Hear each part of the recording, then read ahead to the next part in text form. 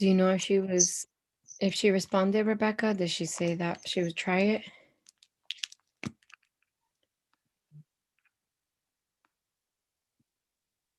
No, she did say so. Anthony, I know you're working on some other things, but that chat is still there. Was it? It's disabled on my end here. All right, let me get back on and see. Yes, please. So I'm watching us. Well, I don't know what I'm watching. There's quite a lag, but I do see the chat. It's usually about 10 or 15 seconds, but if you're seeing it, you're seeing it. Yeah.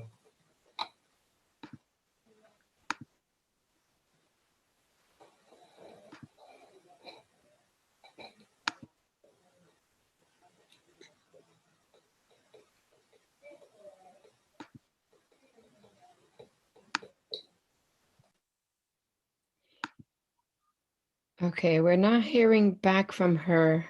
Oh, it looks like Rebecca might be talking to her.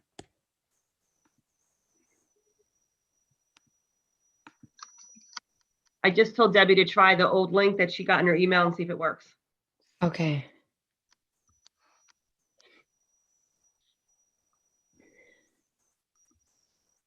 So Mary, when you get a chance, I did send an email.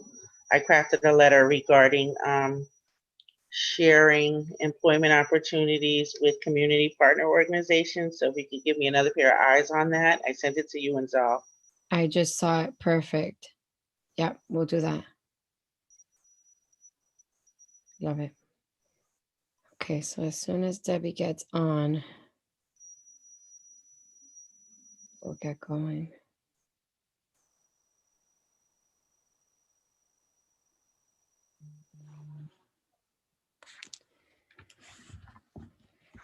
There she is. She's on. Yay. Yay. Okay, we're going to go ahead and call the meeting to order with everyone on the committee here. It was a rough start, but we're here and that's what counts, right? And this is the last meeting of the year, so we're going to get it done. So welcome everybody. Good evening. Happy Wednesday. Just 2 days left to the week. That's the good news. We're going to go ahead and get started with the Pledge of Allegiance. I pledge allegiance to the flag of the United States of America, and to the republic for which it stands, one nation, under God, indivisible, with liberty and justice for all. Wonderful. Can we have a roll call, please? And before we do that, I want to just mention that this is the new Education Committee for 2021. Welcome back, Damari, Debbie, and Rebecca. Thank you, George, for serving on the committee and for your continued support. And welcome to new Education Committee member, Sharon. Can we have a roll call? Yes. Dr. Damari Bonilla. Here. Rebecca Bear. Here. Sharon Glasgow. Here. Debbie Kulik. I see her. There she is. Debbie, Yeah. are you muted? Doesn't look like she's muted, but she may have. Here she is, I hear. She has no sound, she said, but she's here. She is texting me. Okay, thank you. Now she has sound, okay. Okay. Seems like there's a little bit of a lag, but we'll be patient, Debbie. You're here and that's what counts. Okay, can I have a motion to approve the agenda for tonight, December 9th, 2020, with members of the committee reserving the right to add to the agenda and take further action in the best interest of the district? So moved, Rebecca. Can I have a second? Thank you, Sharon. Okay, we have a motion and we have a second. All in favor, signify by saying aye. Aye. Aye. Okay, thanks, Debbie. Okay, motion carries. Can I have a motion to approve the minutes from the November 4th, 2020 meeting? So moved, Rebecca. Thank you. Can I have a second? Thanks, Debbie. Okay, we have a motion and we have a second. All in favor signify by saying aye. Aye. Aye. I heard a sound. Thank you, Debbie.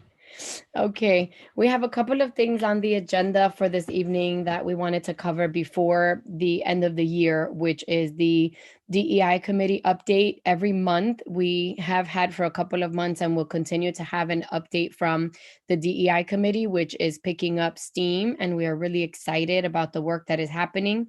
We will have trauma-informed efforts updates and then confirm our dates for 2021 meetings, which we have said will happen on the second Wednesday of every month at 7 p.m.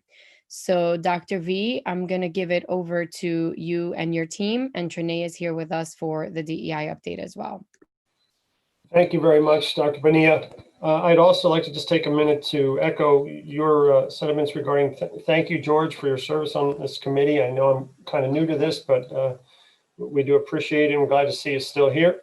And then, of course, Sharon, thank you very much and congratulations. We're excited that you're a part of this as well. And everyone else that's continuing, we're looking forward to a good year next year. So we do want to start with the DEI committee update, and I'm going to pass the torch to Ms. Lori and let her bring us up to date on that. Good evening, everyone. I'm happy to be here to be able to share with you some updates for DEI. Thank you, Dr. Bonilla, for saying, yes, we are picking up steam, and I'm excited about that. We are now up to 21 members and increasing and growing. The more people here, the more they want to be a part of, so that's exciting. Heather created an excellent DEI reporting guide that was shared with Dr. Riker, which is a place for us to streamline our goals and be able to track our our progress for this year, which she did an excellent job with. So that's going to help us continue to stay focused on the path that we're on. We have goals, and we also have teams within those, within the goals that we're going to work together to move forward. So we have 5 teams, and they range from anything from school climate to data diving. So those are going to be used to be able to move forth this work. Started training, another set of trainings today, cohorts 3 and 4, which were moved together just because of the virtual component. It allowed us to be able to put a group together of two cohorts. So that began today virtually, went very well, got a lot of good feedback from that. People are excited about it. And it was an interesting way to do it as well. This was the first time I was doing it virtually, but I was excited about it, and I think that it's going well, and it's going to continue to go well. So I'm glad to be able to be a part of that and be able to share all of that with you. So thank you for allowing me the time this evening to share, and have a good evening. Thank you. We're also taking the opportunity to share external resources around readings that will help enhance the knowledge and the experience for members of the committee and the broader community, as well as opportunities for webinars and continued training for all members of the committee, but definitely more ahead.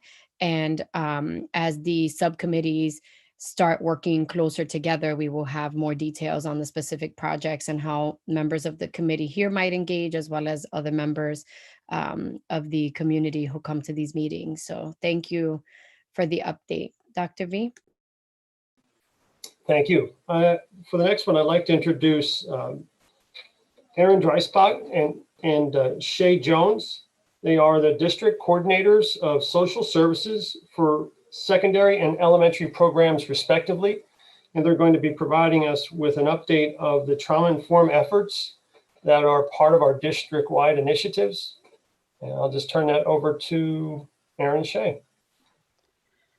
Hi, good evening. Welcome, and thank you for being here to hear us discuss one of our district initiatives as trauma-informed schools. So for those who aren't aware of this, and I know we haven't all met, Aaron and I started this about 2018 when we were hired as one of our overall goals, and were able to receive a grant through PCCD that allowed us to provide training for all of our staff members that are administrators, school counselors, and as well as 3 teachers in each building in the summer of 2019.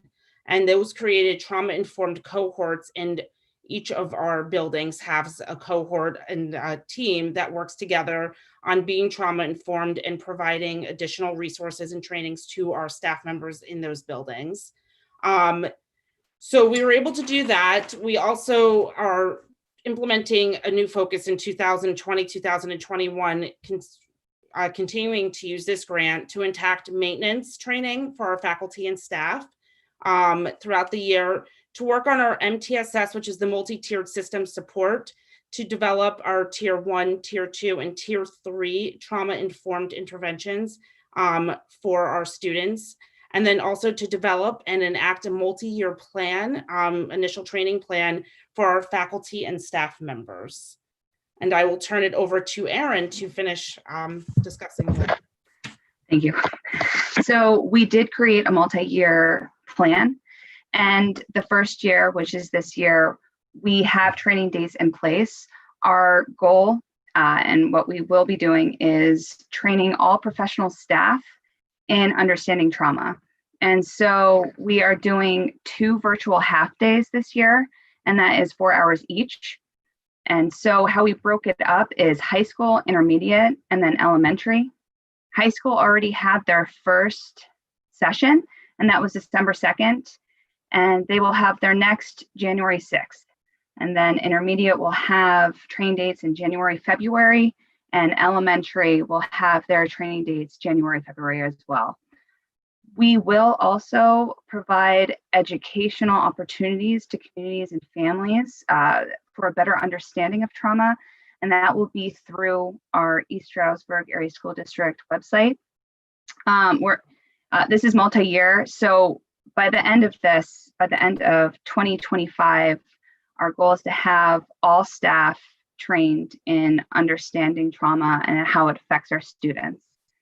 Some of the data that we are collecting for this is discipline data, in-school suspension and out-of-school suspension data, self-regulation and avoidance infractions, the number of Act 71 referrals, students restrained, and students assistance program referrals for all of East Stroudsburg Area School District. And that's to help just monitor effectiveness in, creating a trauma-informed school district.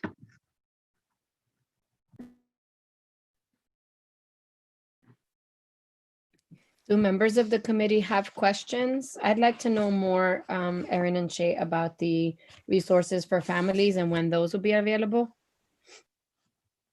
So we are working on developing those resources. We have some that are available now that we have throughout the community that we have created, and that will be placed on the district's website shortly, and as well as looking into additional resources by connecting within our community, both in Monroe and Pike counties, to provide those resources to all families. As we know, Monroe has a heavier amount of resources available to our families. However, we are working with Pike County as well to develop and increase those resources. We also have sorry. So sorry. No, that's okay. Go ahead. Just wanted to say, in addition, we also have different books that we will put on site in case parents, families, community members want to read a little bit more in understanding trauma. Are we planning to have sessions? And then Sharon, I'll go back to you. Are we planning to have sessions for families, virtual sessions, opportunities to talk about some of the trauma-informed issues with them? We are planning to have trainings, eventually having our parents being offered training through our trauma-informed initiative, as well as eventually we are looking to have some sessions to work on some of those social emotional types of services that we do offer within our buildings, and understanding, at the elementary level, the Mind Up and Zones language, so parents can. It's just working together and getting a team that would be able to also help complete that. Wonderful, thank you. Sharon? And was the grant targeted directly for the school district, or was it open to the greater community? And the other question you already answered. It was a grant that was specific for schools through PCCD, and one of the big pieces and components listed within that grant was the trauma-informed schools.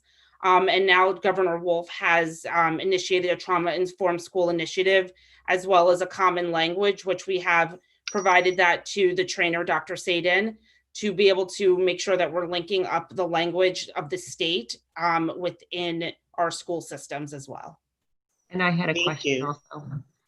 The question I had is, are we looking at our trauma-informed training and how we can identify things that we might not see right in front of our faces anymore because of the virtual learning? Is there skills being taught to our Asaka teachers and now our brick and mortar teachers that are doing virtual? Are those skills being taught to identify like triggers, I guess, or signs that you might not normally see in school, but now you might see at home, different behaviors? Dr. Melissa Sadin is absolutely taking the pandemic and looking at that as a trauma-informed aspect. The first training is more of identifying trauma and what that looks like, which again goes into, learning from home.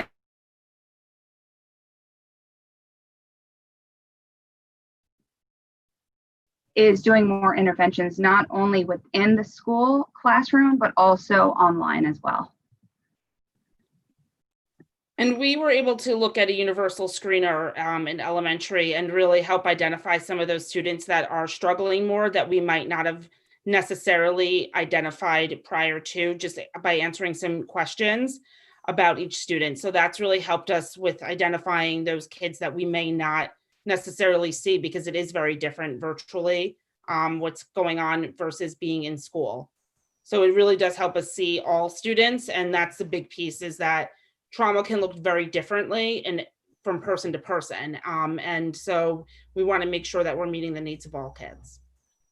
I think it's so important to share the information as much as you can on the district website so that it could get in the hands of our parents, who are primarily, I don't want to say that they're the teachers, but they're there during COVID with students being home, so that they could also be aware. I think we all see changes in our students' patterns being home, and not that it is a form of trauma, just working virtually.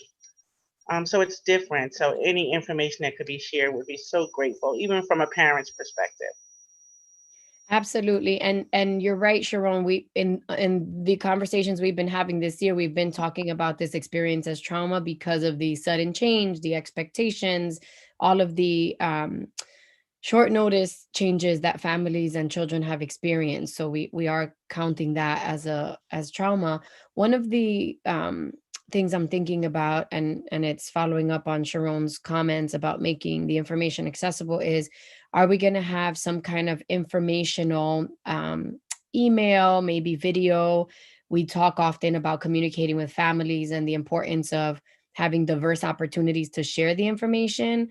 So is there a plan to send out a communication almost in this vein, in explaining that we are considering the pandemic as trauma, and that we are taking these measures and we want to support families in this way? We can absolutely do something like that. That's a really great idea. So I just took a note of that, and it's something we definitely can put out there for our families as well. Okay. And just keep in mind that we're here to help you. Sharon is in higher education. I've been in youth development and leadership development. We're parents, right? Rebecca and I, and now Sharon as well, always talking about our own kids' experience as a lens. So if there's any way that we can support you, we're connected in the community, so we might know some of those organizations offhand. Please do come to the committee for some additional support. And if we don't know, but we can get somebody to help you, we're happy to do that. I agree. The more information we give our families, the better. If I could just say, one of the big initiatives that we had in our People Service Department is looking at our department website, and that included looking at the central office location, and also looking at throughout the district what the school counselors are putting up, and also, for example, like our nurses. Our nurses have included a lot of information the last several months, along with the school counselors. The school counselors did a wonderful job in working and putting a lot of resources up, via working with Aaron and Shay. We put a lot of information out from the March through June window. We're constantly updating that information with our counselors and our nurses. Our nurses are actually doing a lot of outreach right now, from what we learned back in the period from March to June. So we're constantly constantly doing a lot of updates on our websites and putting that information out. We certainly can look to do.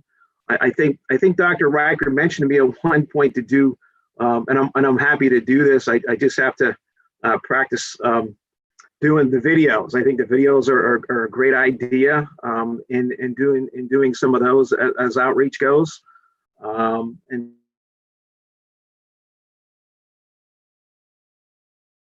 out there, but we are constantly looking to see in terms of the resource posting out there. So, and I know Dr. Vituli did do, just before we went to virtual, there's a link that's up there right now. And so we're always looking to see and add in there. So Aaron Shea has done a really nice job to pull in as much of the resource and post that out there. But I think it's a good suggestion just to remind our families, our parents, our caregivers out there, what is on our website. And we've done a really good job to transition into the virtual and let parents know that even though we're in the virtual period right now, that the services that we provided during the hybrid and the brick and mortar has not stopped. We're continuing to provide the services. And I'm not sure if Aaron Shea, you just want to just quickly just talk about that, what that looks like during this time period. So we are continuing our services with our IU 20 social workers to provide individual and group counseling or therapy. We have our school counselors continuing to meet with students to provide counseling to them, as well as our MTSS teams working on check-in, check-out with our students, making sure that we are meeting their needs. And our school counselors are continuing to run their second step program, which is their social emotional learning program that they have for the last several years that they've been using. So we continue at elementary to utilize those services.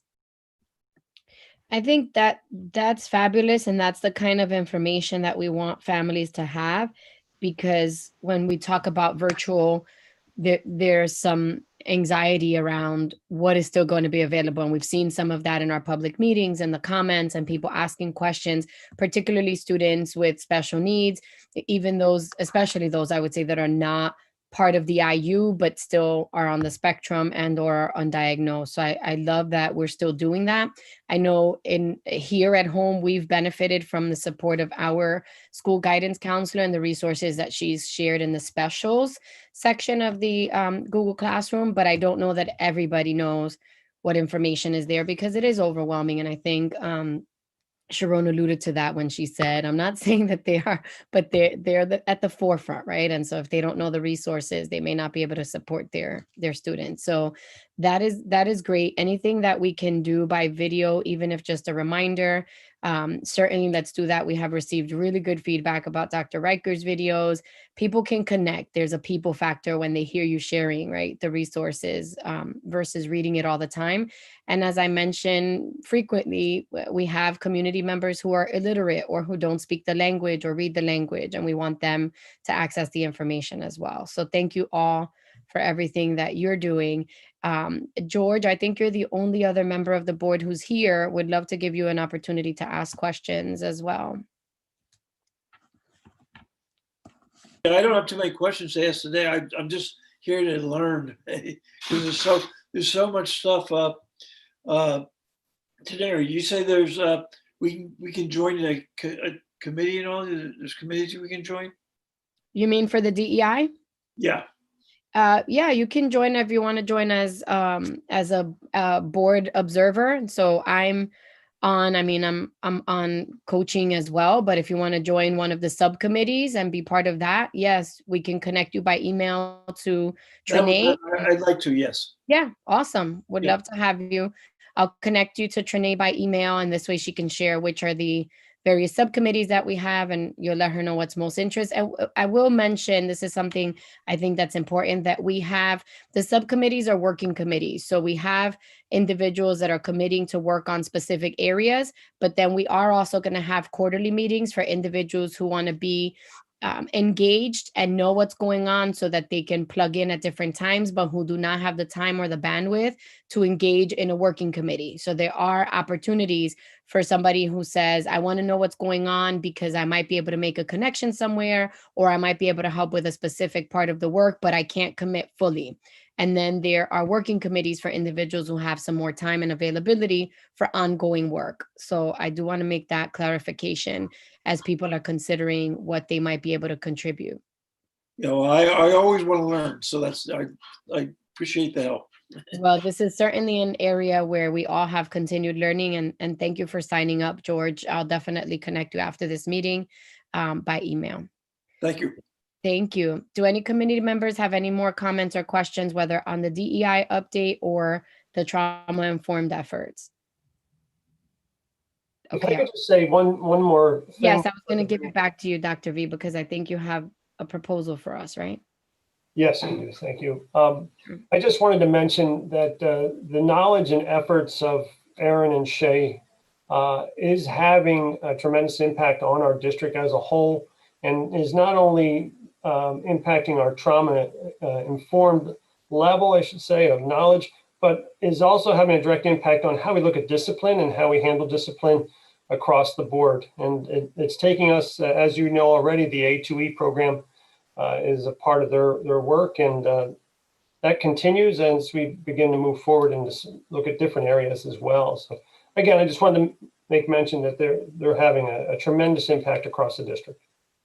That's excellent. I actually, before your proposal, we do have letter C, which is the dates for the meetings. But on that note, I do want to add that I appreciate, Shay, that you talked about your work with your partnership with IU. I'm actually missing executive session right now because there's an IU meeting tonight, and that's important as we're part of that coalition to be to ensure that we are accessing the resources and leveraging what's happening. And one of the things that I wanted to do right before the pandemic, I'd spent half a day there, and I wanted to have a session for families in our community to be able to ask questions and engage with IU staff and resources there to know what is available, because I find that some families don't know everything that is at the IU, or maybe their kids go to school there, but they still don't fully know. They just know that it's a place where their students get help.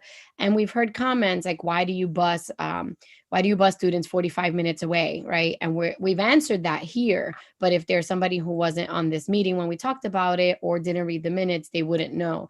So I would love to follow up on that with you. When I went for my visit, Dr. Marilyn Brown went with me, who you all know as an engaged member of our community and part of several community organizations. And we did want to make that happen. So maybe it's something we could do virtually, but I would love to follow up on that. The other area that I would love to mention is having our DEI committee. And Trinae, I'll put this on your radar and we can circle back, but I would really want to see the DEI committee engaged in some way. And maybe it's one of our subcommittees that does it, but the reality is that you all are doing great work, but we do have to consider the cultural diversity that's missing on our team. I mean, we know that's, not anything to sugarcoat. And so just making sure that we're taking into consideration some of those cultural nuances, not just the language barriers, but a lot of other areas that have impacted families during this time. And I think that would be a good opportunity. And Dr. Riker, you can help guide some of that in terms of how to connect the work that the DEI committee is doing to additionally support Shay and Erin in this work, and be sure that we're considering widely the nuances and how we're supporting our families, because that goes into the communication aspects as well. I wanted to mention, if the other things that we are doing is our student assistance program. We are meeting once a week, and that's pretty much where, any student concern, that's where it funnels into, where our teams meet, and they really students. And so secondary, we have victims intervention program as well as Women's Resource Center, and they are meeting with students. Victims intervention program is North Campus and Women's Resource Center is South Campus. And so they are currently meeting virtually. We also have drug and alcohol. They're coming into each of the secondary buildings And they are providing some individual sessions with students as well as mostly groups, not only for mental health, but also that prevention piece for drugs and alcohol. We also have the High School South Clinic run by Colonial Intermediate Unit. And then up at North Campus, we have Preventive Measures, and they're providing clinical services up there for both Lehman and High School North. As well as Shay mentioned, we have our IU social workers who are meeting with each building with students, and also the Alternatives to Expulsion program. That's excellent. If we work on preventative services, we get ahead of it, right? We're more proactive. Can you clarify, Erin, are the victims intervention and women's resources part of a weekly meeting? Are they talking? Are they having the same discussions? Or are they each doing their own thing at each of the campuses? They are sister programs, so they have some communication. However, they are two different agencies. Mm-hmm. What they do is any student who has had trauma, they work with and provide crisis counseling for that student. They also, at elementary, they do different classroom educational groups in prevention for, and Shay, you can probably talk a little bit more about this, but for child abuse and just prevention in that area. So, and Shay, before you respond, the question is coming from the notion that we want to ensure that the experiences are equitable at both of our campuses. As you know, we always mention that. So just ensuring that they have access to the same opportunities, resources, conversations, et cetera, as necessary, not just for the sake of having them, but that there's access. There is with women's resources and VIP. Thank you. May I make a comment too? Yes, of course, Heather. Hello, everyone. Two things. I really appreciated your mention of the item to Trinae, and I'm wondering, one of the things that I really like about SAP team and a benefit of SAP having been around for years and years, they have a really good checklist on the health of the SAP team itself. What makes a good SAP team, self-reflections on how did we do this year? How did we communicate? So I think there's an opportunity there to borrow that and bring it into the DEI committee and say, what makes a good committee? And then let's make sure that we reflect on that every year as a matter of good practice to make sure that we're capturing those things that you were saying about making sure that the committee itself reflects the diversity and the voices that need to be at the table, et cetera. My second wondering, as we talked about the things that we're doing to communicate with homes and families, is I wonder, I know there are some, I don't know the extent, but my wonder is, I think we have a number of families who have coordinated with a third person, their grandmother, their aunt, a person whom they know, a home bubble, some home bubbles, stuff like that, to really help guide the education of their students with our teachers. And I'm wondering, how is the information that we're really giving to families getting communicated to those third-party caregivers? Should we start thinking about how, we don't have, nor should we have direct access to that caregiver, right? Because they're not the family. But is there anything at all missing in translation? If I'm that family who works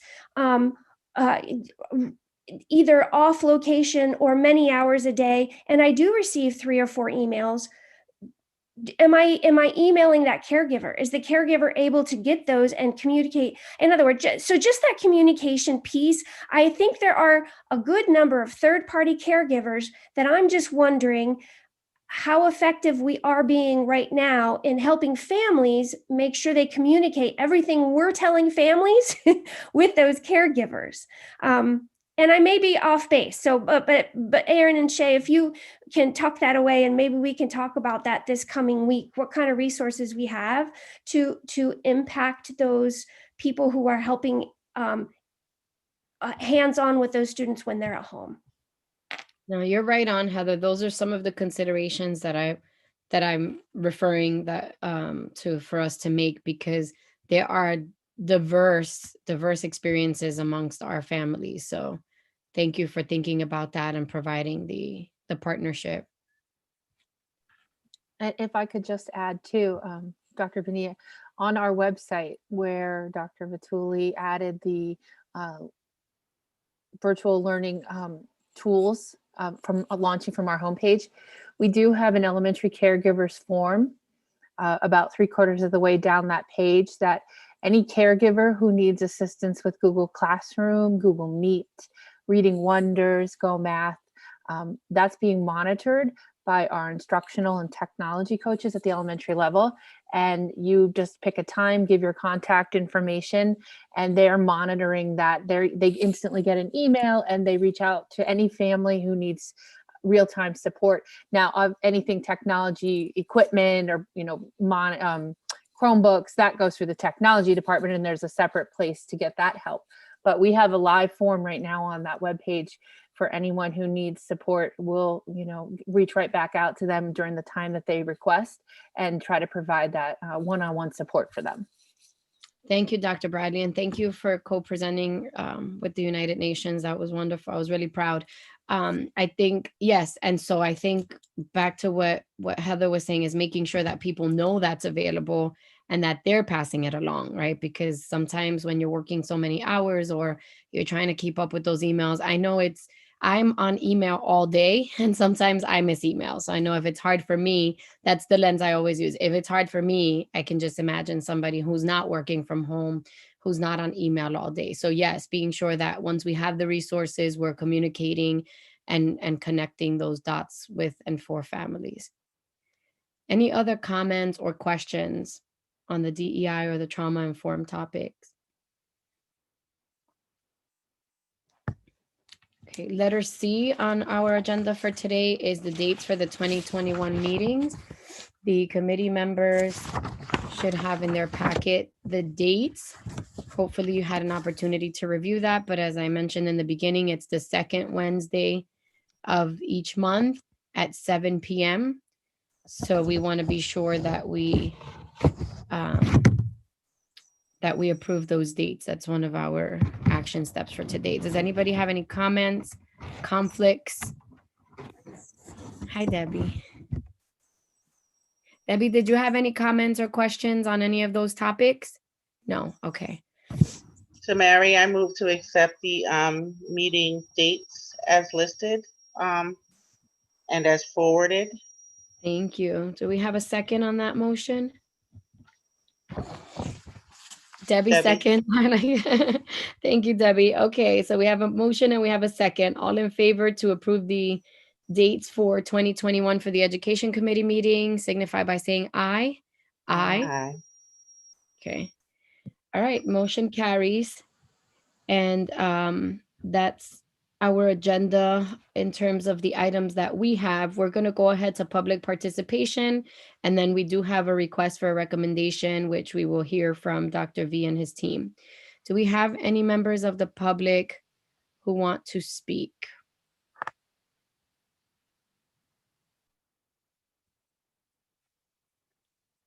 Okay, Dr. V, do you want to take us through the requested recommendation? Yes, thank you very much. What we have in front of you here is a request for the purchase of a one-time purchase of the second step bullying prevention text kits for our elementary programs. Currently, all of the elementary schools do utilize second step, the social emotional curriculum, and it's provided to our students through our school counselors as part of a in-class lesson. Oh, I'm sorry, did I lose everybody? I'm sorry, there we go. Okay. No, we hear you. Okay. Then also part of our requirements is to teach the kids about online bullying prevention in general, but we didn't have and do not have any solid resources in any of the schools. And so school counselors have found themselves kind of reaching out and finding various things online and coming up with a selection of resources. So Shay, I believe, is the expert in this and has come forward to request that we purchase a one-time purchase of text sets for each elementary school to be utilized in the presentation of that bullying prevention curriculum at each elementary school. It's just a little bit over $5,000. It does come, the money will come from a PCCD grant. Shay, do you have anything else that we should add to this? No, not at this time, but it does come, just to reiterate, it does come from a grant, and they have been they've been piecemealing together their own anti-bullying program. So this would allow for cohesiveness across each building and consistency. As we know, we have 6 different elementary schools, but we also have a very transient population of students who can move 1 to 2 to 3 elementary schools in 1 year within our district. So we want to make sure that they are all receiving the same information so we can keep a consistent language as well. So if they are a Resica student and then they end up going to Middle Smithfield and then possibly up to Bushkill, our language is consistent with, especially when it comes to the anti-bullying piece. And why are we only ordering 5, not 6 then? We only had enough with the grant to do the 5, and then we did put into our pupil services budget the one-time purchase of this for one other building. So it would be for next year, because they do this in October is the anti-bullying month. So that is when they would be doing and providing those lessons to the students. So for next year, within that budget, we did ask to purchase one more kit. So then every building would have their own kit. Will everybody have access at the same time under that plan? Yes, because it's a kit for grades 1 or K through 5, and it stays within that same second step program that we already are utilizing. And so they would each have, each grade level would have their access to that kit that the school counselors would push into the classrooms or provide virtually, depending on where we are, obviously next October. Okay. And does it expires, I guess, in 2025? Or is that when the material just becomes dated? Yeah, so it's a one-time purchase that we would, and they provide us updated information. Because For I 5 know years. Second step this year, they sent us new stuff as well to access for the online pieces. There is, I see that we have the principal leadership guide, leadership access.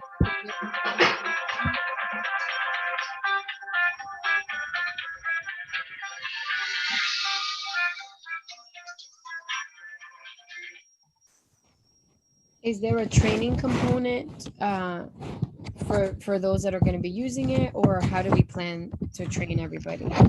So it would be the school counselors that would be using it, but there is training that is available to those that would be using the program. So they would be able to do that training over the summer during one of their summer days, or at some point during their in-service, to be able to learn how to use the second step anti-bullying or bullying prevention, sorry. Great. Okay, do any members of the committee have questions about the proposal? So we're using a similar one right now, correct? Is that what? Yeah, so currently we use the second step program, but we don't have the bullying prevention add-on. So eventually that became an add-on that they had created. And so we don't have that program. So this is a proposal to purchase it. Okay. And what exactly does the current second step program do for us? It's their social emotional learning. So it helps with understanding empathy, helping your different peers, friendships, relationship building. And we've had success with what we have so far. We're just going to enhance it. It's working well. It is. And the school counselors really like doing it. The lessons, the kids look forward to the school counselors pushing in once a 6-day cycle to provide those lessons to them. And then they can go back and, so if we're seeing a classroom where bullying becomes more prevalent, that school counselor can then reiterate that information by going over through the kit that we have. Okay. and providing additional information. And how long have we been using Second Step? I believe it was 6 years. It was prior to me starting, and I want to go, when I talked to John, it's about 6 years that we have used it for elementary.